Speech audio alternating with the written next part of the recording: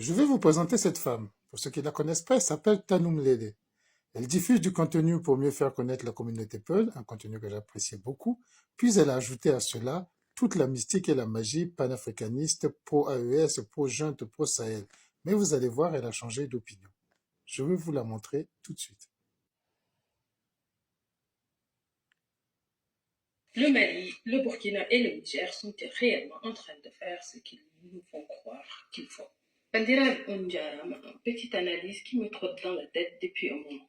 Bienvenue sur ma chaîne, je m'appelle Tanoumlele et je donne mon avis sur l'actualité, même si personne ne me l'a demandé. Depuis l'expulsion retentissante des diplomates, des médias et des militaires occidentaux jugés indésirables, une question reste en suspens. Quand est-ce que l'Alliance des États du Sahel s'en prendra-t-elle véritablement aux prédateurs économiques occidentaux? Jusque-là, aucun intérêt économique français n'a été sérieusement menacé dans la région. L'AES ne serait-elle pas en connivence avec les réseaux de la France-Afrique déguisés aujourd'hui en révolution panafricaine? Le rebelle Assimi Goïta, par exemple, faisait partie intégrante au système sous le régime de Ibrahim Boubacar Keïta. Du jour au lendemain, il serait devenu un révolutionnaire préoccupé par l'avenir de l'Afrique, comme si un sorcier était entré dans son corps pour le transformer. Est-ce qu'ils n'ont pas capté simplement le vent du panafricanisme qui soufflait sur le continent, surtout sur une vague idéologique qui séduit les fous? Ou est-ce que l'idéologie panafricaniste n'avait pas été mise en avant en amont pour prévenir tout ça? Hum, Drôle, n'est-ce pas? Tanoum Lele m'avait bloqué de toutes ses pages, de tous ses comptes, Twitter, Facebook, YouTube, partout. Et elle vient de m'ouvrir subitement, il y a quelques semaines, j'ai constaté que je commençais à recevoir ses contenus. Que s'est-il passé? Qu'elle a enfin pris conscience que notre message a porté? J'aurais été naïf, c'est ce que j'aurais cru. Mais en réalité, ce n'est pas ça le fond du problème.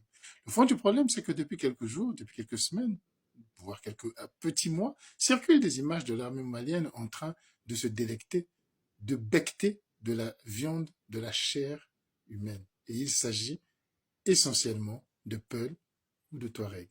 Et les Peuls, je vous ai dit au départ, son contenu principal était de faire connaître la culture Peul. Et tout d'un coup, se sentant enfin menacée, elle change de discours pour essayer d'emmener ses ouailles vers un autre discours vis-à-vis de ces gens-là. Vous savez, ce qui me déçoit beaucoup justement dans le fameux combat pseudo-panafricaniste, c'est que tous défendent quelque chose, un intérêt direct lié à leur personne et non au continent en réalité. Quel que soit, vous ne verrez jamais une de ces personnes défendre un intérêt panafricaniste. Vous savez, le panafricanisme, c'est le fait de créer des projets ensemble pour que les Africains puissent travailler ensemble et avancer. Ils font exactement le contraire.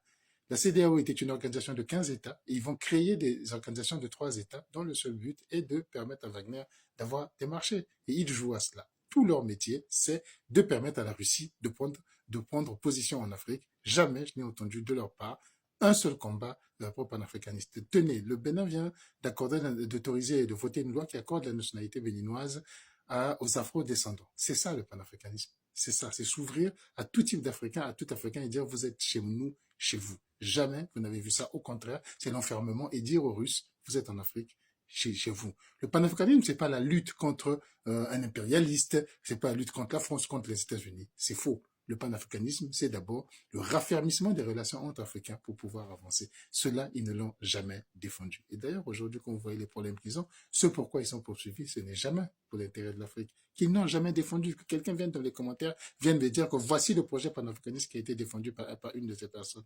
Il n'y en aura pas. Aujourd'hui, la presse kenyane et nigériane diffuse des messages aujourd'hui pour nous expliquer que M. Kemi Seba était un envoyé de Boko Haram. C'était un agent de Boko Haram qui avait touché jusqu'à 550 000 dollars en un seul virement dans un compte offshore pour pouvoir déstabiliser le Togo. Vous voyez dans quel réseau ces gens-là se mouillent. Cela a déjà été publié sur ma page. Abonnez-vous et cherchez et vous allez trouver ce que j'ai publié à ce sujet. C'est la presse kenyane et nigériane qui l'ont publié de même.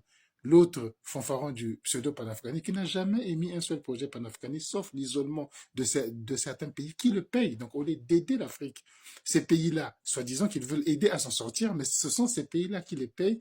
Ils vivent aujourd'hui richement. Et d'ailleurs, même M. Kemi Seba vient l'hôtel Radisson de Niamey aux frais de l'État nigérien. Quant à l'autre, Vous êtes au courant également qu'il est poursuivi aujourd'hui par la justice française pour détournement de fonds, pour avoir géré les associations, l'argent d'une association, comment gère sa poche. Et aujourd'hui, il est poursuivi pour détournement de fonds et il risque 7 ans de prison et plus de 700 000 euros de remboursement. Faites attention à tous ces gens, ils vous emmènent dans un trou. La vérité, elle est une seule et elle est éternelle. Pour libérer les pays qui sont en train de souffrir aujourd'hui du terrorisme, un terrorisme odieux, qu'ils n'ont pas cherché, qu'ils n'ont pas voulu.